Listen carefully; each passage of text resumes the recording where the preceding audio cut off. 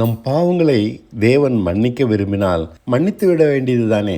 ஏன் இயேசுவை கொடுமைப்படுத்தி மறிக்க சொல்ல வேண்டும்? தேவன் தன் அன்பின் உண்மையை எப்படி நிரூபிக்க முடியும்? அதனால் அவர் அடைந்த நஷ்டங்களை வைத்துத்தான். ஒரு பக்கம் இயேசு தன் ஜீவனையே கொடுத்ததால் தன் அன்பை இந்த உலகத்திற்கு நிரூபித்து காண்பிக்கிறார். மறுபக்கம் பிதா இயேசுவை உயிரோடு எழுப்பியதால் தான் அவருடைய நீதியான கீழ்ப்படிதலில் திருப்தி அடைந்ததாக அவர் மேல் அங்கீகாரத்தை வெளிப்படுத்துகிறார். இயேசுவின் சிலுவை அவருடைய கீழ்ப்படிதலை சோதிக்கும்படிக்கே கொடுக்கப்பட்டது. அவர் தன்னை நீதிமானாக அதனால் கீழ்ப்படிந்து நிரூபித்த பின் அவரை உலகத்தின் இரட்சகராக அறிவிக்கிறார். இதனால் நீதியான கீழ்ப்படிந்த வாழ்க்கைதான் தேவன் ஏற்றுக்கொள்ள அடிப்படை தேவை என்பதை உலகத்திற்கு காண்பிக்கிறார். பாவங்களை அவராக மன்னிக்கவில்லை, மாறாக அவர் சிந்தின ரத்தத்தை பார்த்து மன்னிக்கிறார். ஏன்? அதாவது அதே அளவு நீதியான வாழ்க்கையை நம்மிடமும் எதிர்பார்த்து மன்னிக்கிறார். அப்படிப்பட்ட வாழ்க்கையை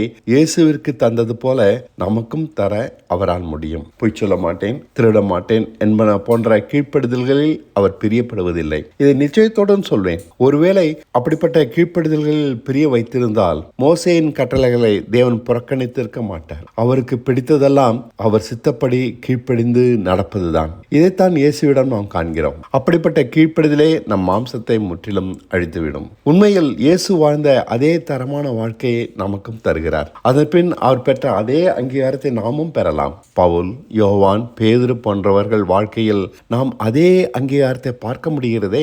அவர்கள் வாழ்க்கையும் சிதைக்கப்பட்டது. அதனால் முழு உலகமும் தேவ ஞானத்தால் போஷிக்கப்பட்டது. இதே போல நமது ஜீவமும் சிதைக்கப்பட்டால் அது பலருக்கும் பயனுள்ளதாக அமையும். நம் வாழ்விலும் இதற்காகவே சிலுவை. இயேசு மாத்திரம் நீதிமானாக ஆக்கப்படவில்லை.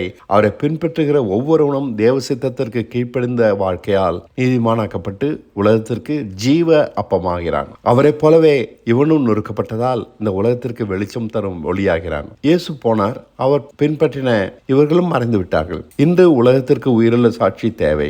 அவரோடு சிலுவையில் தொங்கிய திருடன் ஜீவ அப்பமாக முடியாது. அவன் பாவங்கள் மன்னிக்கப்பட்டு விட்டன, அவ்வளவுதான். இவனை யாராவது பின்பற்ற முடியுமா? முடியாது. சிலுவை சுமந்து அங்கீகாரம் பெற்றவர்கள் தான் தேவை. அப்படிப்பட்ட சிலுவை சுமந்த பவுலின் காலம் முடிந்து விட்டது. அவன் இன்று இல்லை. அவனுடைய காலத்தில் அவனிடமிருந்து இந்த வழியை கற்று அநேகர் பயனடைந்தனர். இன்றோ அவனுடைய வார்த்தை மறைப்பொருளாகவே இருக்கிறது.